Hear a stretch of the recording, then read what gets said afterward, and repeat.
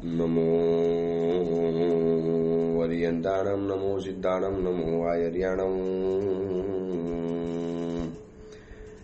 નમો વજ્જાયાણમ નમો લોહે સૌવસાગુણમ એસો પંચ નમુકારો સૌવ પાવપણાસણો મંગલાણમ ચ સૌવેસી પરમમ વૈ મંગલમ મંગલમ ભગવાન વીરો મંગલમ ગૌતમ પ્રભુ મંગલમ સ્થૂલભદ્રાદ્યા જૈન ધર્મો સુમંગલમ. પ્રવચનનો વિષય છે માર્ગ ભૂલેલા જીવન પથિકોની પ્રતિબોધ કથા. આજથી 1245 વર્ષ પૂર્વે બનેલો 4 પ્રસ્તાવ અને 17,000 શ્લોકોની અંદરમાં ફેલાયેલો આ કુવલયમાલા નામનો ગ્રંથ પ્રત્યેક જીવાત્માને પરેશાન કરતા 5 દોષોની જે ભયંકરતા, આ 5 દોષો આપણે જ લાવેલા છીએ, આપણે જ એને આમંત્રણ આપ્યું, આપણને જ કોઈક ભવની અંદરમાં એ ગમ્યા, એના દ્વારા આપણને કામ થતું લાગ્યું, એના દ્વારા આપણને ફાયદો થતો જોવા માટે મળ્યો. આજે પણ આપણે એ જ ભૂલ કરીએ છીએ ને. ક્રોધ કેમ કરો છો? અરે કરવો પડે, નહીં કરીએ તો લોકો માથા ઉપર ચડી જાય. અરે આટલું બધું અભિમાન કેમ? અરે અભિમાન થોડું છે, આ તો અમને મળ્યું છે માટે કરીએ છીએ. બસ આ જે હૃદયની અંદરમાં દોષો પ્રત્યેની કુણી લાગણી, આ દોષો તરફ જે લાલ આંખ કરવાની હતી, એના બદલે એને લાગણી બતાવી, એને આમંત્રણ આપ્યું, એને પ્રેમથી બોલાવ્યા, એને ભાવથી બોલાવ્યા. એ લોકોને આપણે જીવનની અંદરમાં રાખ્યા, મહેમાનની જેમ રાખ્યા, બધી મહેમાન ગતિ કરી, એની બધી ઈચ્છા પરિપૂર્ણ કરી. એને કીધું ત્યારે આપણે ક્રોધ કર્યો, એમને જ્યારે કહ્યું ત્યારે આપણે અભિમાનનું નાટક કર્યું. અને આ બધું કરવાની અંદરમાં આ જ દોષો હવે આપણને ભારે પડે છે. આપણે લાવ્યા, આપણે રાખ્યા, આપણે એની ઈચ્છા પરિપૂર્ણ કરી, એના દ્વારા થોડો ઘણો ફાયદો થતો જોવા માટે મળ્યો, એટલે આપણે એને ઓર વધારે ને વધારે મહત્વ આપતા ગયા. હવે આજે એટલું બધું એનું મહત્વ વધી ગયું છે કે આપણે મહત્વના રહ્યા જ નથી. બસ એ આપણને નચાવે, એ આપણને ક્રોધ કરાવે, ગમે ત્યારે આપણને રાડ કરાવે, ગુસ્સો કરાવે. ભર બજારમાં, ઘરની અંદરમાં, લગ્નોની અંદરમાં, જાહેર સ્થળોની અંદરમાં, તીર્થ સ્થળોની અંદરમાં, સંવત્સરીના દિવસની અંદરમાં, પર્વ દિવસોની અંદરમાં, તીર્થ સ્થળોની અંદરમાં, દરેક જગ્યાની અંદરમાં આ ઈશારો કરે એટલે આપણે ક્રોધ કરી લેવાનો. આ અભિમાનનું પણ આવું જ રહેલું છે. નાની નાની બાબતોને મોટી બનાવી દેવાની છે, સાવ નગણ્ય બાબત. અરે કોકના દ્વારા આપણને કંઈક મળ્યું, એમાં આટલો બધો અહંકાર કેવી રીતે હોઈ શકે? આટલો બધો ઈગો કેમ હોઈ શકે? બસ આ 5 દોષોને આપણે જ સ્વીકાર્યા, આપણે વધાર્યા. આ 5 દોષોના વૃક્ષને આપણે જ મોટું બનાવ્યું. હવે એટલું મોટું વિશાળ વૃક્ષ બની ગયું છે કે એને હવે ઉખેડવાની તાકાત આપણી રહી નથી, પણ છે. એને ઉખેડી શકીએ છીએ, એને કાપીને ફેંકી શકીએ છીએ. એને મૂળ શોધું, મૂળ કે સાથ ઉખાડ કર ફેંક શકતે હૈ. બસ એના જ માટે આ મહાત્માએ ગ્રંથ બનાવેલો છે. અને એના બાબતની જે અભિમાનની જે કથા ચાલે છે, માન ભટ્ટની માનની કથા, જે જંગલની અંદરમાં કુવલયચંદ્ર કુંવરને સાગરદત્ત મુનિવરે વાત કરી કે તમને અશ્વ દ્વારા અહીંયા કેમ અપહરણ કરાવવાની અંદરમાં આવ્યું. અને એ કથાની અંદરમાં સાગરદત્ત મુનિવરે પુરંદર દત્ત રાજા, વાસવ મંત્રી અને ધર્મનંદન સુરીશ્વરજીની કથા શરૂ કરી. અને એ બંને જણા ધર્મનંદન સુરીશ્વરજીની પાસે આવ્યા. એટલે ધર્મનંદન સુરીશ્વરજીએ ક્રોધ, માન, આ બધા જે પંચક છે એની ઉપરની એક એક કથા શરૂ કરી છે. એમાં ક્રોધની પતી ગઈ, ચંડસોમની કથા. હવે ચાલે છે કથા માન ભટ્ટની. કથાની અંદરમાં આપણે ત્યાં સુધી પહોંચ્યા હતા કે એક નાનકડો અહંકાર, સાવ તુચ્છ બાબતનો અહંકાર, પોતે મનની અંદરમાં માની લીધેલો પોતાનું ઘમંડ, અપમાન, અને એનાથી જે ઉત્પન્ન થનારા અનિષ્ટો, એ આ લોકોના જીવનમાં જોવા માટે મળે છે. કૂપમંડળ ગામનું રાજ્ય ગયું, ભાગવું પડ્યું, નાના ગામની અંદરમાં આવીને ભરાઈ ગયા છે, પરિવાર સાથે રહે છે, માતા પિતા પણ આવી ગયા, લગ્ન પણ થઈ ચૂકેલા હતા માન ભટ્ટના, અને એની સાથે આવીને અહીંયા રહેતા હતા. એમાં વસંત ઋતુનો સમય આવ્યો. વસંત ઋતુની અંદરમાં દરેક વ્યક્તિ એ સમયની અંદરમાં પોતપોતાની રીતે અદ્ભુત વસંત ઋતુનો મહોત્સવ કરતા હોય છે. અને એ વસંત ઋતુની અંદરમાં એ જે નાના ગામની અંદરમાં પરિવાર સાથે રહેતા હતા, એ ગામવાળાએ આ વખતે યુવા યુવતીઓ ભેગા થઈ અને એક સરસ મજાનો કાર્યક્રમ ગોઠવેલો હતો. આજની ભાષામાં જેમ પાર્ટી હોય, જેમ યુવા યુવતીઓ, કોલેજના યુવા યુવતીઓ ભેગા થઈ અને એક પાર્ટી રાખે, એક પાર્ટી બનાવે, એક કોઈ પણ થીમ લઈને, કોઈ પણ કન્સેપ્ટ પકડીને જેમ પાર્ટી મનાવતા હોય છે, એમ એ વખતે વસંત ઋતુના સમયની અંદરમાં આ યુવા યુવતીઓએ, પરણેલા પતિ પત્નીઓએ, નવજવાન છે, માદક સમય છે, વસંત ઋતુનો મહિનો છે, અને એવી એક રમત રાખી જેને આપણે ગેમ કહીએ છીએ. એવા પ્રકારની ગેમ રમવાની વાત આવી કે તમારે તમારી પ્રિય વ્યક્તિનું નામ બોલવાનું અને એ વ્યક્તિ તમને કેમ ગમે છે એ બોલવાનું, એ તમારી પ્રિય પાત્ર તમારા જીવનની અંદરમાં કેવી રીતે આવ્યું એ બોલવાનું, તમને એની ઉપરનો પ્રેમ કેટલો છે એ બોલવાનું. તમે એના માટે કોઈ કવિતા બનાવી શકતા હો, તમે એના માટે કંઈ પણ ડાયલોગ બોલી શકતા હો તો પણ તમારે બોલવાનો. આવી એક સરસ મજાની ઇવેન્ટ રાખેલી હતી. આ એક પ્રોગ્રામ રાખેલો હતો વસંત ઋતુ માટે, અને દરેક યુવકો પોતપોતાની રીતે પોતાની મનગમતી વ્યક્તિ, પોતાની મનચાહી વ્યક્તિ, પોતાની અંગત વ્યક્તિ, પ્રિય વ્યક્તિ જીવનની અંદરમાં જે આવી એ બધાની વાતો કરવાની શરૂ કરવાની હતી. દરેક યુવક આવતા ગયા. સહજ વાત છે કે બધા પરણેલા હતા, લગ્ન કરેલા હતા, એટલે પોતાની પત્નીનું નામ બોલે. નવા નવા લગ્ન કરેલા હતા એટલે પત્ની ઉપરનો જે રાગ, પત્ની ઉપરનો જે મોહ, પત્ની ઉપરનો જે પ્રેમ કહી શકાય, અને એના કારણે કોઈ કવિતા બનાવે, કોઈ ગીત બોલે, કોઈ પોતાની પત્નીનું વર્ણન કરે, કોઈ પોતાની પત્નીને પ્રથમ પરિચય કેવી રીતે થયો, ક્યાંથી આ પ્રેમ શરૂ થયો, આ બધી પોતાની હિસ્ટ્રી કહેતા જાય અને બધા એમાંથી આનંદ લેતા જાય. આમ કરતા કરતા કરતા માનભટ્ટનો વારો આવ્યો. માનભટ્ટની પત્ની હતી ગૌરાંગી. એ પત્નીનું નામ ગૌરાંગી હતું. લોકોએ પોતાની પત્નીના અલગ અલગ નામ બનાવ્યા. નામ ઉપરની મિમિક્રી કરવાની, નામ ઉપર એક હાસ્ય પેદા કરવાનું, પોતાની પત્ની સાથે બંને જણાને કેવી રીતે સંવેગ થયો, આ એક મજાનું હાસ્ય તરબોળ એક વાતાવરણ ચાલુ હતું. એમાં માનભટ્ટનો જ્યારે વારો આવ્યો, માનભટ્ટને એમ થયું કે હું પણ કંઈક નવું કરી બતાવું. યુવાનોના જૂથની અંદરમાં આખું અલગ બેઠેલું છે, આ બાજુ યુવતીઓની જૂથ બેઠેલું છે, વચની અંદરમાં એક હિંચકો રાખેલો છે. એની ઉપર આવી યુવકે બેસી અને પોતાની જે પ્રિય વ્યક્તિ છે એનું નામ બોલવાનું, અને પછી એ સભામાંથી પ્રિય વ્યક્તિ ઊભી થાય અને બંને જણા એ જે હિંચકો હતો, વૃક્ષની શાખા ઉપર બાંધેલો હિંચકો, એની ઉપર બેસવાનું અને લોકોની સમક્ષ એક જાતનું પ્રદર્શન કરવાનું પતિ પત્નીના સંબંધોનું. હવે માનભટ્ટોનો વારો આવ્યો. હવે બહુ સહજ રૂપે એને કીધું કે આવી એક વ્યક્તિ મારા જીવનની અંદરમાં આવી, હું એને પહેલી વાર અહીંયા પરિચયની અંદરમાં આવ્યો, નામ નથી બોલતો. અને આ બધું કરતા કરતા કરતા તમને ખબર છે એનું નામ શું રહેલું છે? મારું પ્રિય પાત્ર, મારા જીવનનું અંગત પાત્ર, જેની સાથે હું મારી બધી લાગણીઓ શેર કરું, બધી વાતો જેની સાથે મારી ગોઠવી દઉં, જેને મારા જીવનનું અંગત પાત્ર ગણું છું. આટલું સાંભળ્યા પછી સાંભળતાની સાથે ગૌરાંગી અંદરમાંથી ખુશ થઈ. મારો પતિ મને આટલો બધો પ્રેમ કરે છે, એ મને આટલો બધો ચાહે છે, બસ હવે મારું નામ બોલશે. અને જેવું મારું નામ બોલાશે એટલે મારી સખીઓ, મારી મિત્રો, આ બધી સ્ત્રીઓમાં તાલીઓનો ગડગડાટ થવાનો. અને માનભટ્ટએ અદ્ભુત કવિતા રજૂ કરી, સારું ગીત રજૂ કર્યું. એને જે એક કાલ્પનિક આખી એક ઘટના શરૂ કરી કે પતિ પત્નીના સંબંધોની ભેગા થવાની, એમાં સૌથી છેલ્લે બોલ્યો, ખબર છે આ વ્યક્તિનું મેં જેને આખું વર્ણન કર્યું એ વ્યક્તિનું નામ શું હોઈ શકે? બોલો બોલો, નામ બોલો. યુવકોએ પણ પાનો જોડાવ્યો કે ભાઈ નામ તો બતાવવું પડશે.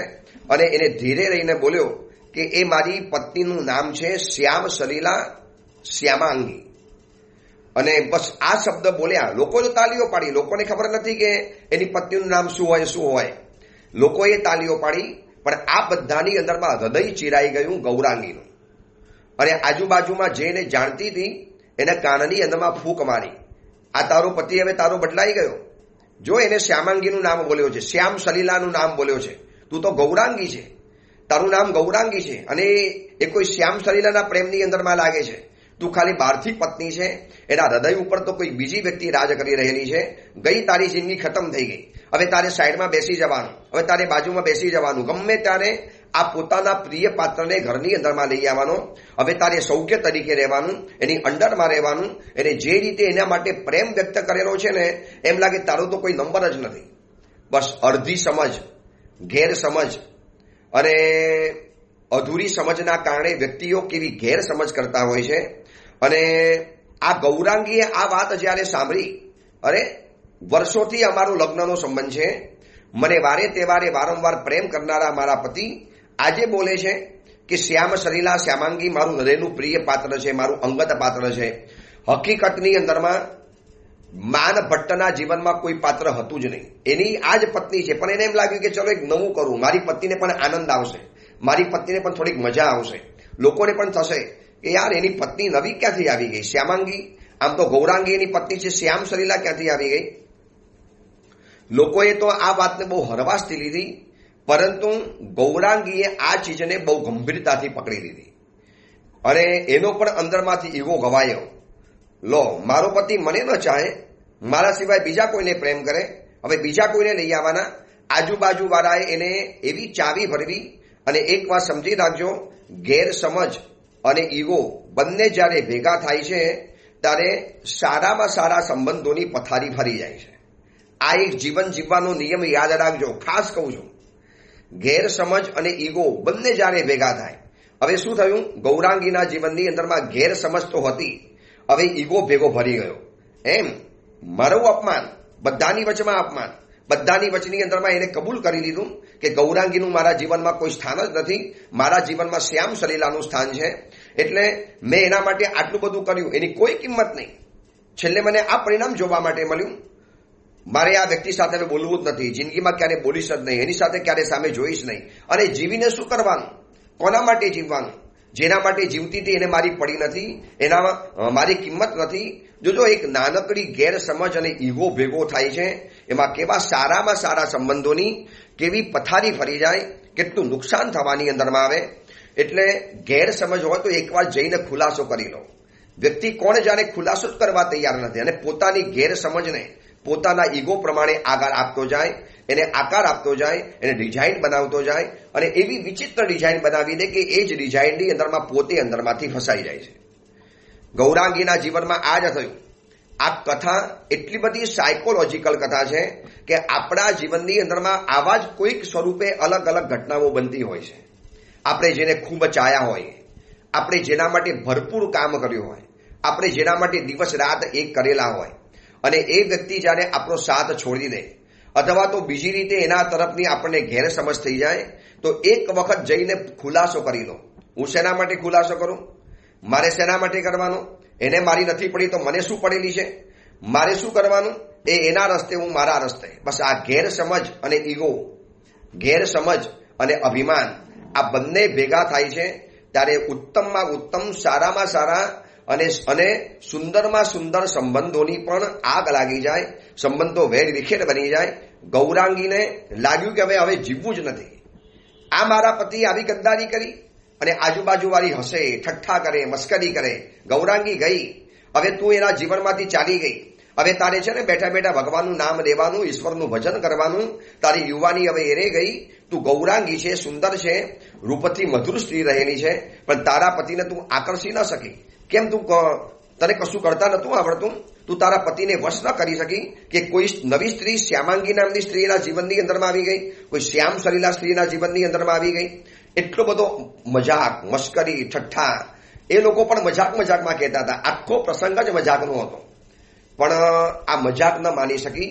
ગૌરાંગીને જેવો ચાન્સ મળ્યો એટલે આ પૂરું થયા પછી જ્યારે આવવાનું હતું ને, હિંચકાની બાજુમાં આવવાનું, અને જેવું ત્યાં સુધીમાં અંધારું તો છવાઈ ગયેલું હતું અને જેવી એને બૂમ પાડી, શ્યામાંગી આગળ આવજો, લોકોને બતાવવું હતું કે આ તો શ્યામાંગી નથી, ગૌરાંગી છે, પણ એને એક નવું કરવું હતું.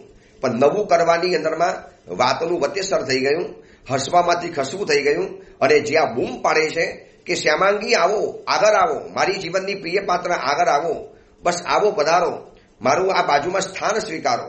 પણ એને એમ કે ગૌરાંગી જ ઊભી થશે, ગૌરાંગી જ આવીને મજાક કરશે, મસ્કરી કરશે ને ઓર લોકો વધારે હસશે. આવો એની એક મનની અંદરમાં યોજના હતી. પણ ગૌરાંગીને એટલું બધું ખોટું લાગી ગયું કે અંધારાનો લાભ લઈ અને સીધી દોડતી પોતાના ઘર તરફ ચાલી નીકળી. જેવી ઘર તરફ દોડે છે, રસ્તાની અંદરમાં સંકલ્પ વિકલ્પ, રસ્તાની અંદરમાં ભયંકર મનમાં તોફાન ચાલે છે. અને એક જિંદગી જીવવાનો બીજો નિયમ ધ્યાનમાં રાખવા જેવો છે કે માણસ ગેરસમજ પણ પોતાની સમજ મુજબ ઊભી કરતો હોય છે. એ ગેરસમજ પણ પોતાની સમજ મુજબ કરે છે. એ સામેની વ્યક્તિની સમજ મુજબ નહીં કરે. હું છે ને કદાચ તમારા માટે કે હું કદાચ બીજી વ્યક્તિ માટે ગેરસમજ કરીશ, એ પણ મારી સમજ પ્રમાણે કરીશ, મારા કદ પ્રમાણે, મારા વિચાર પ્રમાણે, મારી આવડત પ્રમાણે, મારી હોશિયારી પ્રમાણે કે મારી બુદ્ધિમત્તા પ્રમાણે કરીશ. એટલે ગેરસમજ પણ એકવાર કરતા આવડવી જોઈએ. પણ ગેરસમજ પોતાની સમજ મુજબ કરવા જાય છે ને, એમાં વ્યક્તિ ઘણી વખત સામેની વ્યક્તિને અન્યાય કરી દેતો હોય છે.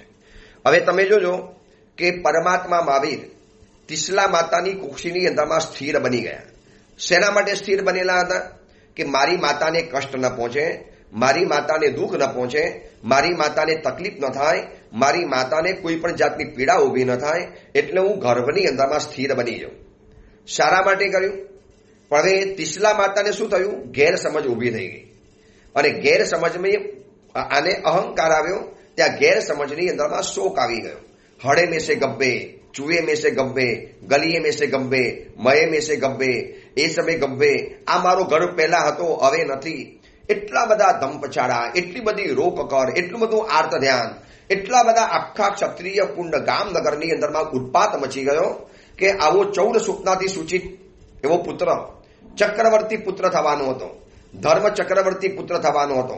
ગયો મારો પુત્ર, ખતમ થઈ ગયો. અને ઘડી બે ઘડી પછી ભગવાને જોયું અંદરમાંથી કે મારી માતા તો ખુશ હશે ને, મારી માતા તો કેટલી બધી રાજી રાજી થતી હશે, કેવી એને ન પેટમાં લાત વાગે, ન મારો હાથ વાગે, ન મારું હલનચલન થાય, કેવી માં મારી રાજી રાજી થતી હશે. અને જ્યાં ભગવાને અવધિજ્ઞાના પ્રયોગ દ્વારા જોયું અને અફસોસ નીકળી ગયો. અરે માતાએ કેટલી મોટી ગેરસમજ કરી નાખી.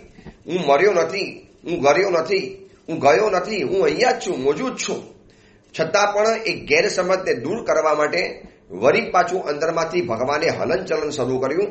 થોડા પગને આમથી તેમ શરૂ કર્યા અને વળી પાછા માં ખુશ થઈને બોલી ઉઠ્યા, નો હળે મેસે ગબ્બે, નો મયે મેસે ગબ્બે, નો ગલીએ મેસે ગબ્બે, ન ચૂએ મેસે ગબ્બે, એ સમય ગબ્બે. આવું મારો પહેલા પણ હતો, અત્યારે પણ છે. આ કથામાંથી એ શીખવાનું છે. પરુષણ પર્વની અંદરમાં આ કથા આવવાની.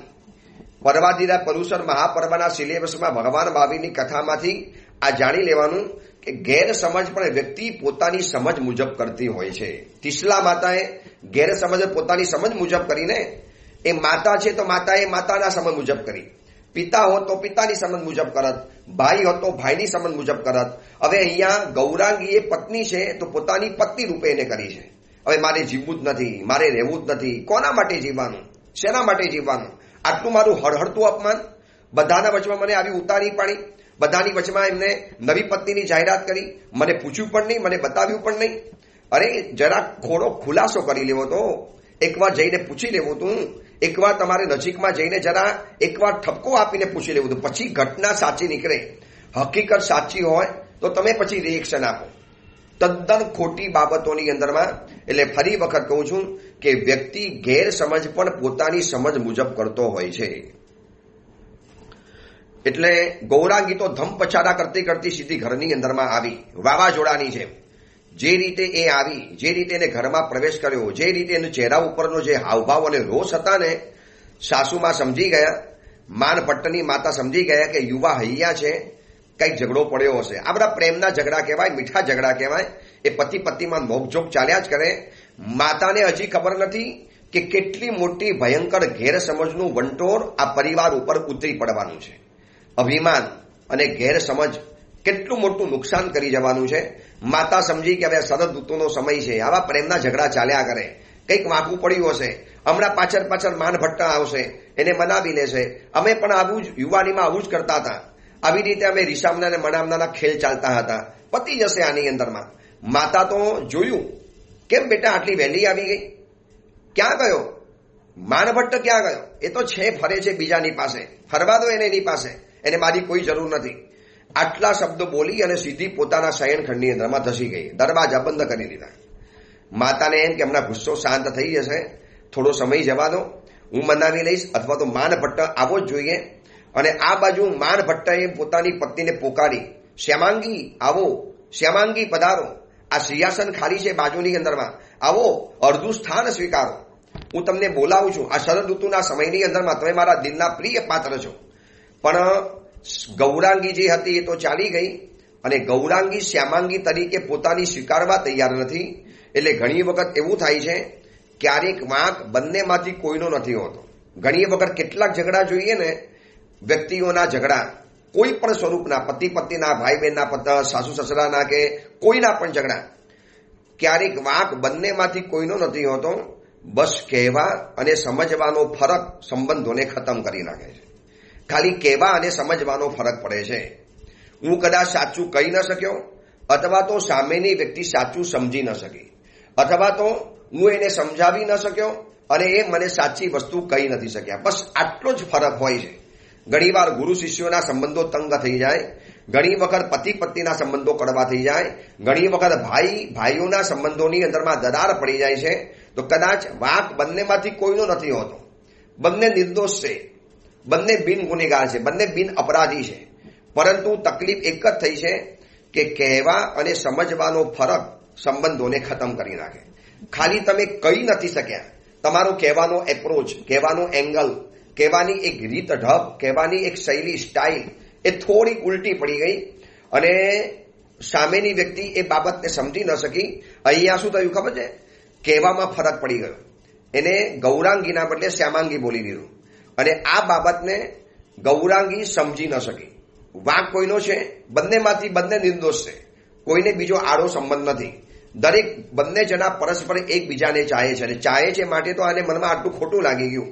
ગૌરાંગી પોતાના પતિને આટલું બધું ચાહતી હતી માટે તો આ ખોટું લાગી ગયું. બાકી ખોટું પણ ન લાગત, પણ આ લાગ્યું કેમ ખોટું?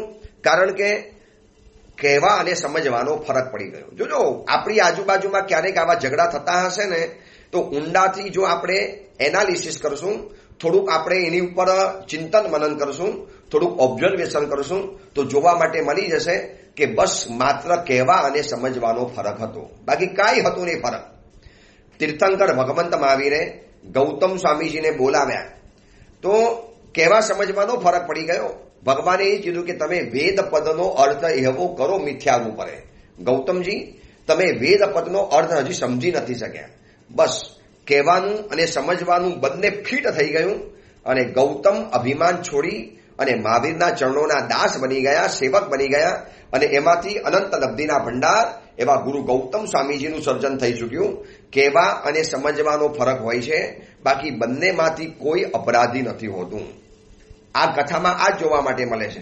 ચલો, કોણ અપરાધી? ગૌરાંગી નહીં, અપરાધી નથી. એ પણ પોતાના પતિને ચાહે જ છે. પોતાનો પતિ આવું નામ બોલ્યો એટલે એને ખોટું લાગી ગયું, એટલે કહેવાનો ફરક પડી ગયો, સમજવાનો ફરક પડી ગયો. અને આ બાજુ માનભટ્ટ પણ ખોટો નથી, એને કોઈ બીજું પાત્ર જીવનમાં લાવ્યો જ નથી. એ હકીકતની અંદરમાં ગૌરાંગીને ચાહે છે. પણ એને એમ થયું કે ચલો પત્નીને આ વખતે કંઈક નવી રીતે બોલાવું, નવી રીતે બતાવું, લોકોના ચહેરા ઉપર કંઈક એક ચમત્કારિક હાસ્ય આવી જાય, કંઈક એવું કરું. અને એ હસવામાંથી કરવામાં કશું થઈ ગયું અને સમજી ન શક્યા. અને આ બાજુ ઘરની અંદરમાં આવી ગૌરાંગી શયનખંડમાં દાખલ થઈ ગઈ. માં સમજી ગઈ કે હમણાં ગુસ્સે છે, ભલે સુવાનો થોડો સમયની અંદરમાં. આ બાજુ પહેલા એ બોલાવ્યું અને ન આવ્યું એટલે માનભટ્ટ ચમક્યો, ચોક્કસ કંઈક દારમાં તારું છે, ગડબડ થઈ ગઈ લાગે છે. હું શ્યામાંગી અને શ્યામ સલીલા શબ્દ બોલ્યો ને એટલે એને એમ લાગ્યું છે કે કોઈ નવું પાત્ર જીવનમાં આવ્યું છે, એટલે ભાગી ગઈ લાગે છે, નીકળી ગઈ લાગે છે. પૂછ્યું તો કે તો દોડતી દોડતી ભાગી ગઈ, ખબર ના પડી ક્યાં ગઈ, શું કામ માટે ચાલી ગઈ. માનભટ્ટ સમજી ગયો, સીધો પાછળ ભાગ્યો. કંઈક બીજો અનર્થ સર્જાય એની પહેલા પહોંચી જાઉં, એને સમજાવી દઉં, ખુલાસો કરી લઉં, એને મનાવી લઉં. મનાવતા કેટલી વાર? આવું તો ચાલ્યા કરે સંબંધોની અંદરમાં, રીસામણા મનામણાનો ખેલ, પછી રીસાઈ જવાનું અને આપણે મનાવવાનું. આ બધું એક પ્રેમનો પ્રકાર કહેવાય. એ પણ ભાગતો ભાગતો ભાગતો પોતાના ઘરની અંદરમાં આવ્યો અને આવીને માને પૂછે છે કે માં, ગૌરાંગી આવેલી? હા, આવી હતી ને. શું બેટા માળ્યું છે આ દિવસોની અંદરમાં આવા ઝઘડા કરવાનું, આવા સારા દિવસોની અંદરમાં પત્નીને પરેશાન કરવાની? બોલ, શું કરેલું હતું? નહીં માં, કશું નથી. બોલે, ક્યાં ગઈ છે? એ ક્યાં જાય? એના રૂમની અંદરમાં છે, જા શોધી લે એના રૂમની અંદરમાં જઈને, અને બેટા જે હોય જલ્દી પતાવી દે. આવા દિવસોની એમાં પત્નીઓને પરેશાન નહીં કરવાની. જી માં, સમજાવી દઉં છું, એમ કહીને શયનખંડની અંદરમાં જાય છે. દરવાજો ખખડાવે છે, દરવાજો અંદરથી બંધ. હવે અંદરના ઘટના શું બની? સંકલ્પ વિકલ્પો તો ચાલુ હતા, અંદરની અંદરમાં ગેરસમજનું તોફાન તો ચાલુ હતું. અને આ સમજનું તોફાન હવે બહુ લાંબુ ચાલ્યું. એટલે મેં હમણાં થોડા સમય પહેલા શિબિરની અંદરમાં એક મજાની વાત કરેલી હતી. એંગર મેનેજમેન્ટ નામની શિબિર હતી. એંગર મેનેજમેન્ટ, ક્રોધનું મેનેજમેન્ટ કેવી રીતે કરવું, એમાં બતાવેલું હતું કે 5 મિનિટ से ज्यादा सीरियस ना रहा करें. 5 मिनट से ज्यादा सीरियस ना रहा करें. आप संसार में हो, आईसीयू में नहीं. હવે કોઈની સાથે કંઈક થયું હોય ને તો 5-15 મિનિટ બરોબર છે કે આપણે થોડા તંગ રહીએ, તણાવમાં રહીએ, થોડો ચહેરા ઉપરનો ગુસ્સો બતાવીએ, એની સાથે ન બોલીએ, અબોલા લઈ લઈએ. એ ભૈયા થોડો સમય માટે. આપ 5 મિનિટ से ज्यादा सीरियस न રહે. ભાઈ વધારે સિરિયસ નહીં રહેવાનું. તમે આઈસીયુમાં નથી, સંસારની અંદરમાં છો. એ આઈસીયુમાં મહિના 2 મહિનાના કેસ ચાલે સિરિયસ થવાના. આપણે ભાઈ સંસારમાં છીએ. જેને પણ આ વાક્ય લખ્યું હશે ને ખરેખર એને સલામ કરવાનું મન થાય. કેટલું સરસ મજાનું સમજદારી ભર્યું વાક્ય છે કે 5 મિનિટ से ज्यादा सीरियस ना रहा करे. आप संसार में हो, आईसीयू में नहीं. તમે સંસારમાં છો, આઈસીયુમાં નથી. આટલું બધું સિરિયસ નહીં રહેવાનું. પણ ગૌરાંગી સિરિયસ થઈ ગઈ. એકદમ ગંભીરતાથી એને આ પ્રસંગને લઈ લીધો.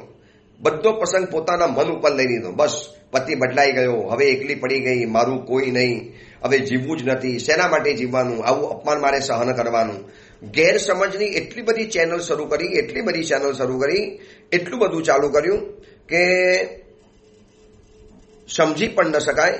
એને ખુલાસો કરવો તો ખુલાસો પણ ન કર્યો. એને વાતને પૂછવા જેવી હતી એ પણ એને વાત ન પૂછી અને કશું જ કર્યા વગર બસ એને હવે નક્કી કરી નાખ્યું કે મારે જીવવું જ નથી, મારે મરી જવું છે, મારે ખતમ થઈ જવું છે. તો એને સમજાવવું પડે. આવી વ્યક્તિને સમજાવવું હોય તો સમજાવી શકાય. જીવનની દરેક સમસ્યા ટ્રાફિકની લાલ લાઇટ જેવી હોય છે. ફરી વખત, જીવનની દરેક સમસ્યા ટ્રાફિકની લાલ લાઇટ જેવી હોય છે, રેડ લાઇટ જેવી. જો તમે થોડી ધીરજ સાથે રાહ જુઓ તો લીલી લાઇટ થઈ જશે. રોડ ઉપર ઉભેલા છીએ અને આપણે બરોબર એવા સમયે પહોંચ્યા કે જે આપણે પહોંચ્યા અને લાલ લાઇટ શરૂ થઈ ગઈ રોડ ઉપર, સિગ્નલની લાઇટ. તો હવે થોડીક રાહ જોવાની. સિગ્નલ તોડી ન નખાય, ત્યારે ત્યાં મરી ન જવાય, ત્યારે ત્યાં બીજું ન કરાય. થોડીક રાહ જોઈને ઉભા રહેવાનું. થોડીક રાહ જોવો એટલે એ જ લાલ લાઇટ લીલી લાઇટ થઈ જવાની છે. એટલે જીવનની દરેક સમસ્યા ટ્રાફિકની લાલ લાઇટ જેવી હોય છે. ભાઈ થોડીક સમસ્યા આવી તો રાહ જોવાનું. ઉતાવળ નહીં કરવાની, આંધળું ક્યાં નહીં કરવાના. મરી જવું, ખતમ થઈ જવું, સુસાઇડ કરી નાખવું. બસ આ સુસાઇડના જે કિસ્સા બને છે ને એની પાછળનું આ જ છે કે ધીરજનો અભાવ.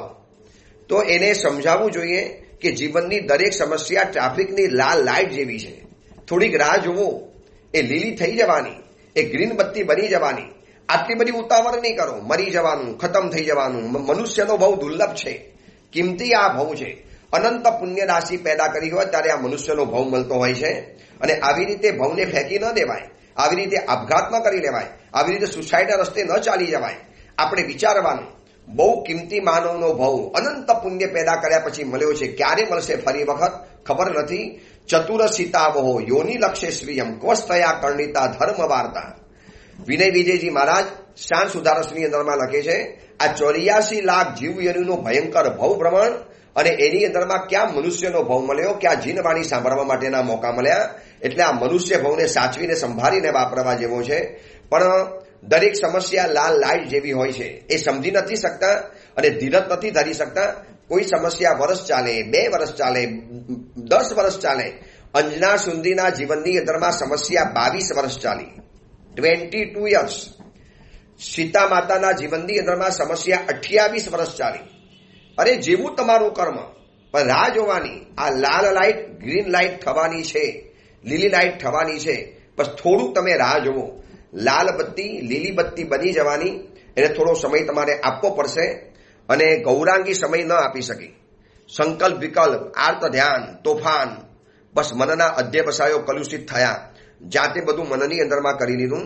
અને હજી પતિ આવે, ખુલાસો કરે, માતાની સામે પોતાની સમસ્યા વ્યક્ત કરે. ચલો ઘરે આવીને એને માતાને કહેવું જોઈએ કે માં જો આજે શું થયું. માં તમને ખબર છે આ વસંત ઋતુની અંદરમાં આવી એક અમે રમત શરૂ કરેલી હતી, એમાં તમારા પતિ જો બીજી કોઈ સ્ત્રી સાથે ભરાઈ ગયા છે. માં એને કહો, ખુલાસો કરાવડાવો કઈ સ્ત્રી છે, એને જીવનમાંથી કાઢી મૂકે. અરે એને માને કહેવું જોઈએ. માં પણ સારી હતી, પ્રેમાળ હતી, પૂછ્યું પણ ખરું. ન પૂછ્યું એટલે કીધું ને, ગેરસમજ પણ પોતાની સમજ પ્રમાણે કરે છે. બસ. અને ઈગો અને ગેરસમજ ભેગા થાય એટલે કેટલાય સંબંધોની પથારી ફરી જવાની. ન આવ દેખા ન તાવ દેખા. બસ આવતીકાલે મારું શું થવાનું, પછી મને કોણ રાખવાનું, મારે તો ઘરમાંથી ચાલી જ જવાનું ને, મારે તો અપમાન સહન કરવાનું ને, મારે મારી આંખ સામે શોક્યને સહન કરવાની, આ બીજી પત્નીને જોયા કરવાની, મારો અધિકાર એ પણ લઈ લે. કેટલી જાતની ગેરસમજ, કેટલી ગેરસમજ. કદાચ આ કથા માન ભટ્ટની નથી, આ કથા મારી અને તમારી છે. આપણા જીવનમાં પણ આવી જ ગેરસમજોના વાવંટોર, આવા જ ગેરસમજોના કેટલાય તોફાનો આપણા જીવનની અંદરમાં આવી જાય છે. પત્ની સંબંધી ગેરસમજ, દીકરા સંબંધી ગેરસમજ, અને ઘણી વખત તો ગુરુ સંબંધી પણ ગેરસમજ થાય છે. ધર્મ સંબંધી ગેરસમજ, સંઘના બાબતની ગેરસમજ, કેટલી જાતની ગેરસમજો મનની અંદરમાં આપણે પારી પોષીને મોટી કરીએ છીએ. અરે એક વખત જઈને ખુલાસો કરી લો, શાંતિથી પૂછી લો કે મને તમારા માટે આવું લાગે છે, બોલો શું છે, પૂછી લો એને. સાચું હોય તો પછી આગળ બીજો રસ્તો નીકળે, અને ખોટું હોય તો થાય અરે યાર હું તો શું માનતો હતો અને શું નીકળ્યું, સારું થયું જઈને ખુલાસો કરી લીધો. આ પ્રવચન સાંભળનારા બધાને ખાસ કહું છું કે ગેરસમજ પોતાની સમજ પ્રમાણે નહીં કરો. તમે ગેરસમજ પણ છે ને કરવી છે તો એક વખત ખુલાસો કર્યા પછી ગેરસમજ કરો. આ બહુ નુકસાનકારક ખેલ ચાલી રહેલો છે. અને ગૌરાંગીએ એટલું ભયંકર પગલું ઉઠાવી દીધું જેની કલ્પના પણ ન કરી શકાય. અને આના કારણે આખો પરિવાર એક વાવાઝોડાની અંદરમાં જેમ પાંદડું હવામાં ઉડે અને ક્યાંને ક્યાં પહોંચી જાય, ક્યાંને ક્યાં ફેંકાઈ જાય, કેવું નષ્ટ વિનષ્ટ બની જાય. બસ આ જ થવાનું છે. શું થાય છે એ આ કથાને આપણે આવતીકાલે જોઈશું. બહુ ભયંકર કથા વરાંક લેવાની છે. પણ પ્લીઝ ખાસ આ કથામાંથી આટલું શીખવા જેવું છે કે સમસ્યા લાલ બત્તી જેવી છે. આજે નહીં તો કાલે રાહ જોવો એ ગ્રીન બત્તી થવાની છે. ગેરસમજ પોતાની સમજ પ્રમાણે નહીં કરતા પ્લીઝ. અને ગેરસમજમાં ક્યારે ઈગોને ભેગો નહીં લાવતા. ગેરસમજમાં ક્યારે વચમાં ઈગો નહીં લઈ આવો. અને વાંક બંને જણાનો નથી હોતો, બસ કહેવા અને સમજવાનો ફરક પડતો હોય છે. ચલો આ અંગેની બીજી વિશેષ વાત આપણે આવતીકાલે કરીશું. એ જ મંગલ કામના મંગલ ભાવના. જીનાગના વિરુદ્ધ કાંઈ પણ બોલાયું હોય તો મિચ્છામી દુક્કડમ.